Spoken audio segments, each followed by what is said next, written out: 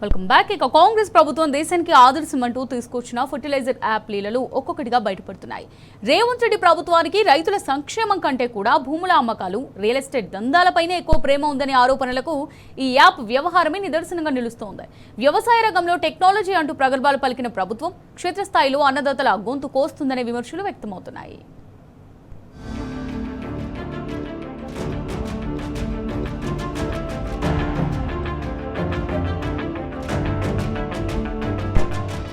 Urea app designing లో దాగిన మతలబు చూస్తే ఎవరైనా ముక్కున వేలేసుకోవాల్సిందే. అంగుళం వ్యవసాయం భూమి లేని హైదరాబాద్ నగరాన్ని మాత్రం యాప్ లో చేర్చిన అగ్రికల్చర్ డిపార్ట్మెంట్ వేల ఎకరాల్లో పంటలు పండించే రంగారెడ్డి, మేడ్చల్, మల్కాజిగిరి జిల్లాల పేర్లను మాత్రం మాయం చేసింది.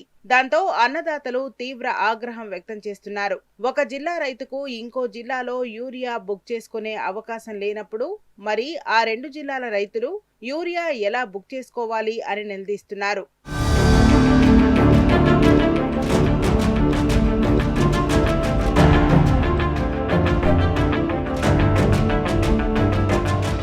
రంగారెడ్డి, మేడ్చల్, మల్కాజిగిరి జిల్లాల పేర్లు యూరియా యాప్ లో మాయం కావడం వెనుక ప్రభుత్వం పెద్ద రియల్ ఎస్టేట్ స్కెచ్ వేసిందనే అనుమానాలు ఎక్కువ అవుతున్నాయి.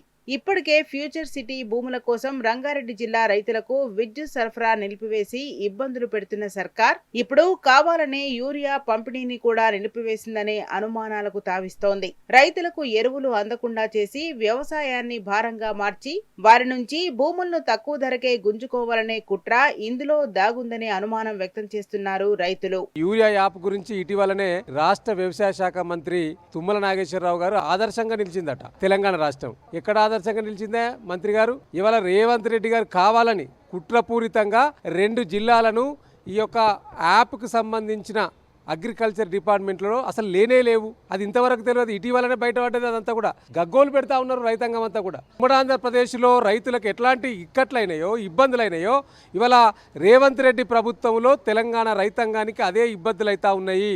ప్రభుత్వం తెచ్చిన యాప్ బాగోతం చూస్తుంటే రైతులకు పిచ్చెక్కేలా ఉందని విపక్షాలు, రైతులు మండిపడుతున్నారు.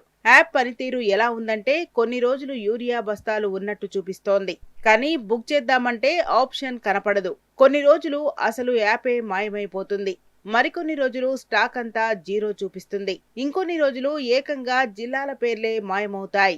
దాంతో యూరియా యాప్ దేశానికే ఆదర్శమంటూ గొప్పలు చెప్పుకున్న అగ్రికల్చర్ మంత్రి, రాష్ట్ర ప్రభుత్వం ఇప్పుడు ఈ జిల్లాల రైతాంగానికి ఏం సమాధానం చెబుతారని ప్రశ్నిస్తున్నారు రైతులు.